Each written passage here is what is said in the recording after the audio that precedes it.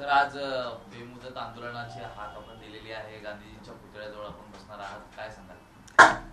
असा खूप दिवसापासनं हा जो आमचा एक वाद नाही म्हणता येणार, पण आमची मागणी सरकारला अशी आहे का जी शिक्षक भरती किंवा 17 संवर्गांची पेसा भरती जी आहे ती तसं याचिका करते बिगर आदिवासी कोर्टात गेले, हायकोर्टात गेले. हायकोर्टात त्यांना काही तिथं मान्य केलं नाही का नोकरी हा विषय मॅटचा येतो आणि म्हणून मॅटमध्ये आपण जावं. मॅटमध्ये न जाता ते सुप्रीम कोर्टात गेले आणि त्यांनी सांगितलं का जे काही पर्सेंटेज ठरलेत ते अन्यायकारक आहेत. त्यावेळेला कोर्टानं तसं काही डिसिजन दिलं नव्हतं, पण म्हणजे योग्य अयोग्य असं काही सांगितलेलं नव्हतं. परंतु सरकारनं स्वतःच ॲफिडेविट करून दिलं का आम्ही तुमचे आदेश होईपर्यंत म्हणजे माननीय सुप्रीम कोर्टाचे आदेश होईपर्यंत आम्ही भरती प्रक्रिया करणार नाही. त्यामुळे सरकार स्वतःच लिहून देतं का आम्ही भरती प्रक्रिया करत नाही. आणि म्हणून थोडंसं मुलांमध्ये आणि आमच्यात सगळ्यांमध्ये एक असं संभ्रम तयार झाला का बाबा कोर्टानं एकतर डिसमिस केलं असतं किंवा कोर्टानं येस म्हणलं असतं तर ती गोष्ट ठीक आहे, पण कोर्टाने कुठल्याच प्रकारचा निर्णय न देता सुद्धा शासन लिहून देतं याचा अर्थ नेमकं काय. आणि म्हणूनसाठी आंदोलनं झाली राज्यभरात. अनेक मुलांनी आणि संघटनेच्या वेगवेगळ्या ठिकाणी आंदोलनाच्या माध्यमातून सरकारला ते सांगण्यात आलं, पण सरकारने त्याच्यात कुठेही काही दखल घेतली नाही. आमची एकच मागणी आहे का आता सरकार बऱ्याच वेळा सरकारवर नाही म्हणता चांगलं करत असताना बऱ्याच वेळा ताशेरे उडवले जातात सरकारवर. तर तशाच पद्धतीनं आतासुद्धा त्या सुनावणीची वाट पाहता, कारण आत्तापर्यंत 5-7 सुनावण्या झाल्या पण ती केस बोर्डावरच येत नाही. आणि म्हणूनसाठी आता मुलांचा अगदी अंत झालेला आहे.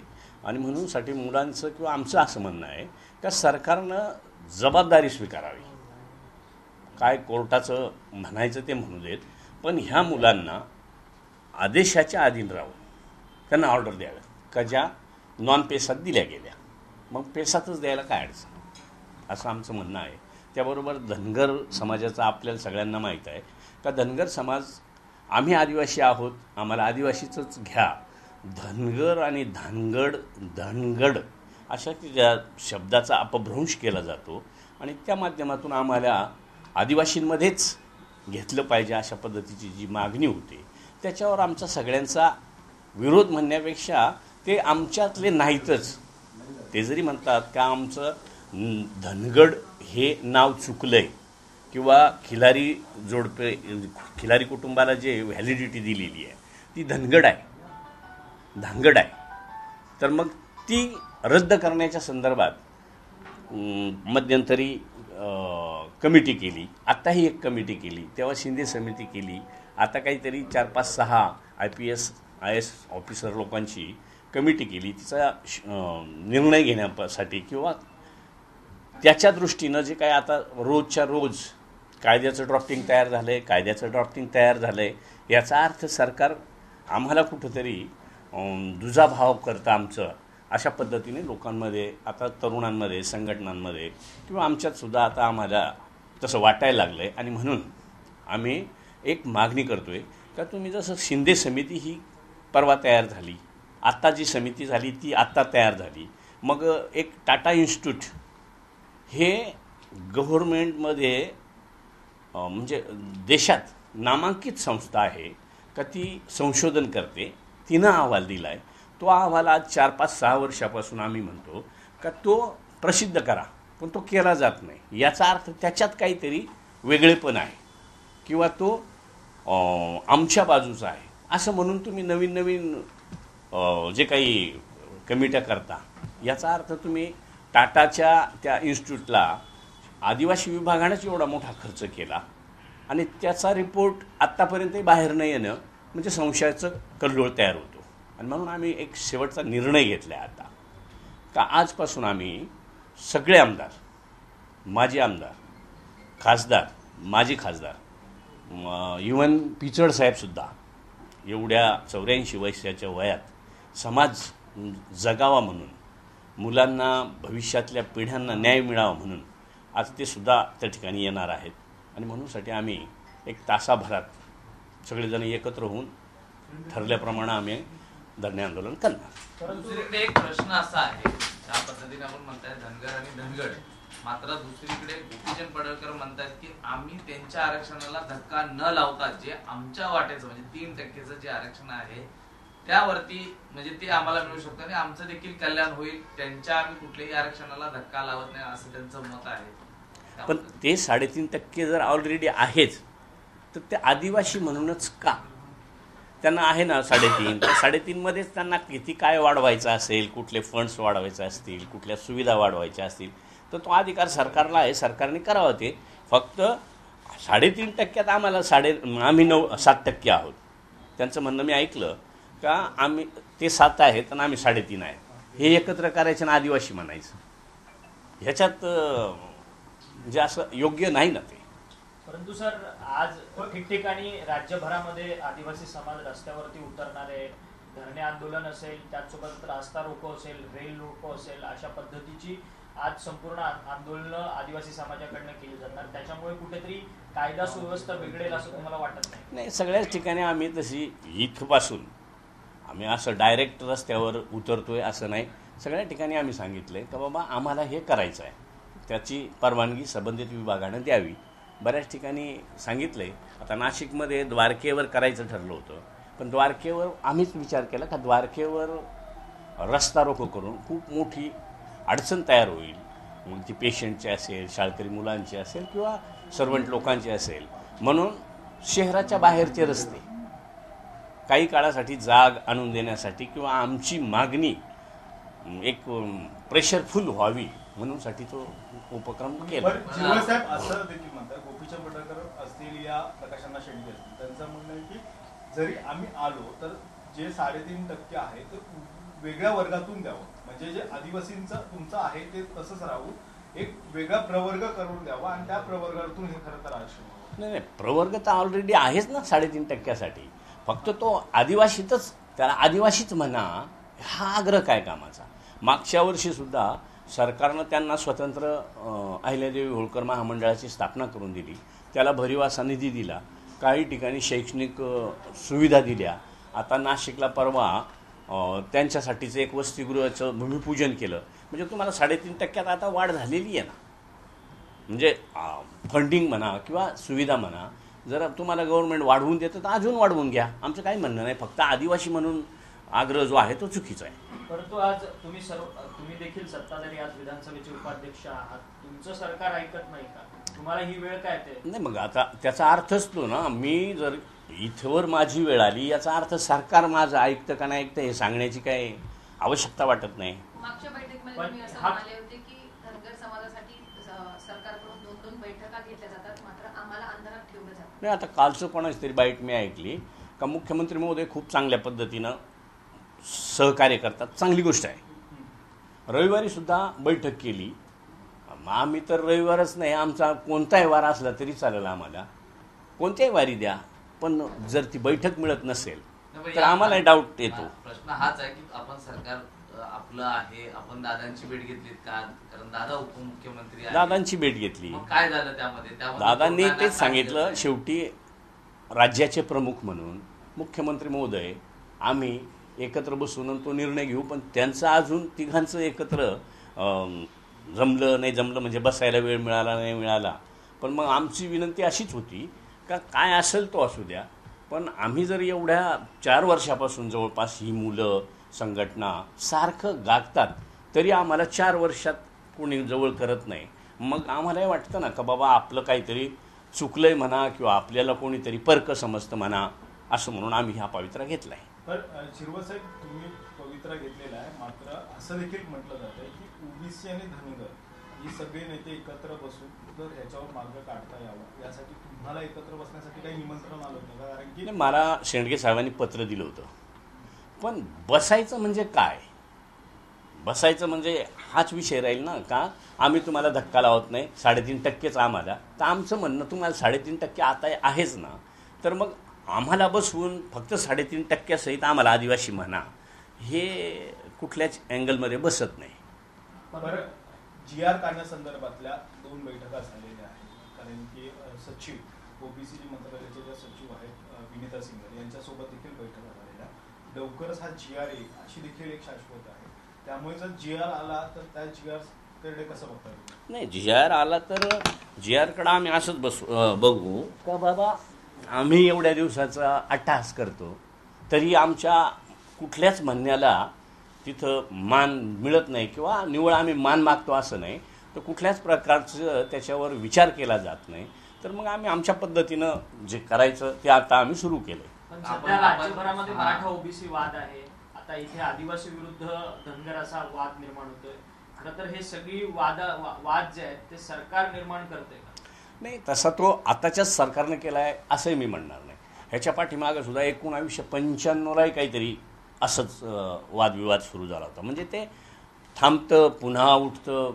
मग ते एकदा जर झालंय तर ते काहीतरी त्याचा मेर लागला पाहिजे, पण तसं होत नाही. याचा अर्थ ते मागतात ते अयोग्य आहे. म्हणून याचा पुन्हा एकदा आता निवडणुका काही तोंडावरच आलेल्या आहेत. कारण की जर लोकसभेला तुम्हाला फटका पडलेला ऑलरेडी धनगर आणि ओबीसीच्या संदर्भातला, आता पुन्हा एकदा आदिवासी आणि धनगर असा वाद पेटला तर पुन्हा महाराष्ट्रामध्ये याचा फटका पडेल असं वाटत नाही का? तुम्ही सत्ताधारी पक्षामध्ये आहात म्हणून तुम्हाला आपल्याच आंदोलनाचा फटका हा सत्ताधारी पक्षांना मोठ्या प्रमाणात बसू शकतो. ओबीसी त्याचबरोबर शेतकरी जो समाज आहे हा खूप मोठ्या प्रमाणात आहे. मग असं असताना आपलं आंदोलन कुठेतरी आपल्याच सरकारला कोंडीत पकडण्यासारखं नाही का? कोंडीत पकडण्यासारखं म्हणजे जर समजा सरकारचा विचार केला तर पहिला माझाही विचार केला पाहिजे. मला सुद्धा फटका पडेल. सरकार तर आहेच आहे, पण मला सुद्धा फटका पडू शकतो. का पडू नये? कारण मी त्या दिलेल्या संविधानाच्या सर्टिफिकेटवर मी आमदार झालो किंवा माझे सहकारी सगळे आमदार झाले. त्यांना जर समाज वाचवायचा असेल, समाजाला कुठं दिवसलं जाणार असेल किंवा अतिक्रमण होणार असेल तर आमची प्रत्येकाची जबाबदारी आहे ना. मग नंतरचा भाग हा सरकार, आधी पहिले समाज. धन्यवाद. Thank you sir. तुम्ही पण बोला ना. पुष्कर सर बोला.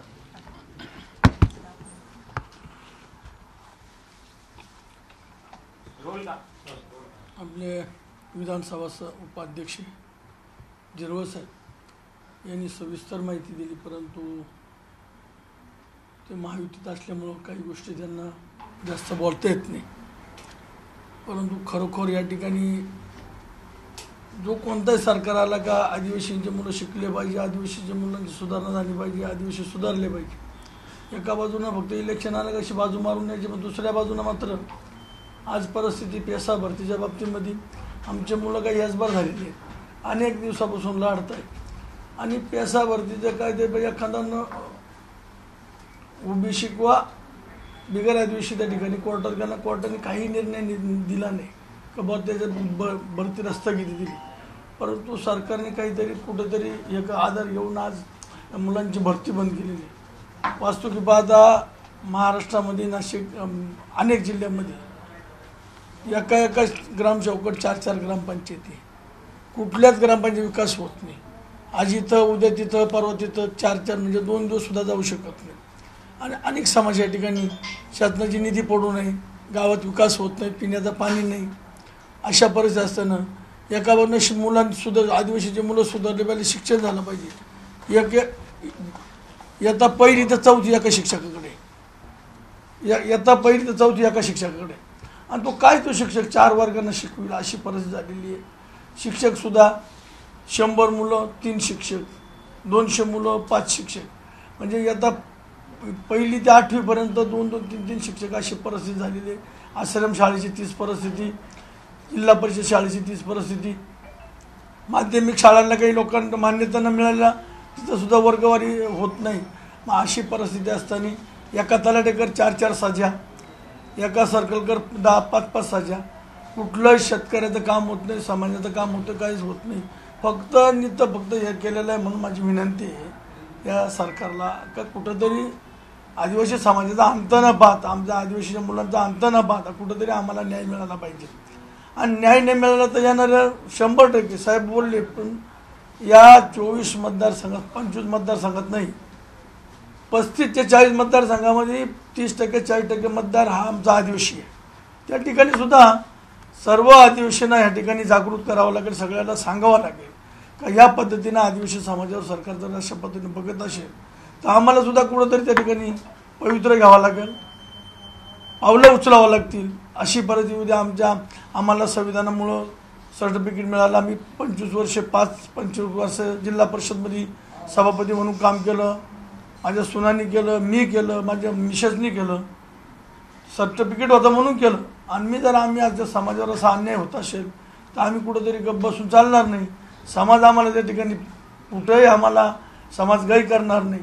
याच्यासाठी आम्ही 25 आमदार, माजी आमदार, खासदार, माजी खासदार, माजी मंत्री, आजी मंत्री हे सगळे आम्ही रस्त्यावर उतरणार आहे.